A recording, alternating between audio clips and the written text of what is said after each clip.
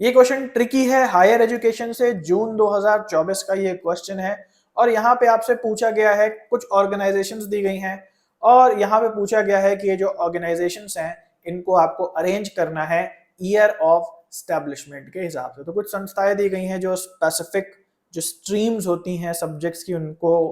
एक तरीके से संभालती हैं, जैसे सोशल साइंस की जो इंडियन काउंसिल है ICSSR, फिर है national council for rural institute NCRI, फिर है ICPR Indian council of philosophical research, फिर है ICHR Indian council for historical research और फिर है IIAS Indian institute of advance studies. तो ये 4-5 संस्थाएं हैं, हमने रेगुलेटरी बॉडीज में इनको पढ़ा है और इनफैक्ट हमने थोड़ी सी ये भी बात की थी कौन सा पहले आया था कौन सा बाद में आया था।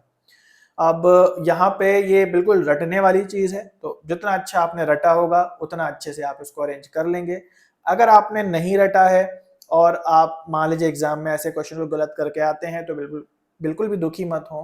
क्योंकि ये सब जो चीजें हैं ये बस एडिशनल डाली जाती हैं ताकि आप 50 में से 50 क्वेश्चंस ना करके आ जाए, क्योंकि 50 में से 50 करके आ जाओगे तो पेपर 2 वीक होते हुए भी नेट जेआरएफ निकाल लोगे और एनटीए वाले ये नहीं चाहते हैं। आपको पेपर 2 में आप ज्यादा स्कोर करें, यहाँ कम करें, इसलिए इस प्रकार के क्वेश्चंस डाले जाते हैं। लेकिन फिर भी मैंने पढ़ाया है,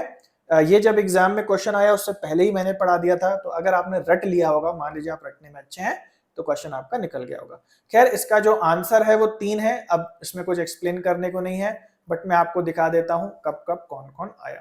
तो IIAS 65 में, ICSR 1969 में, HR 92 में, देन 97 में एंड देन 95 में, है ना। तो इसलिए आंसर जो है इसका 3 है।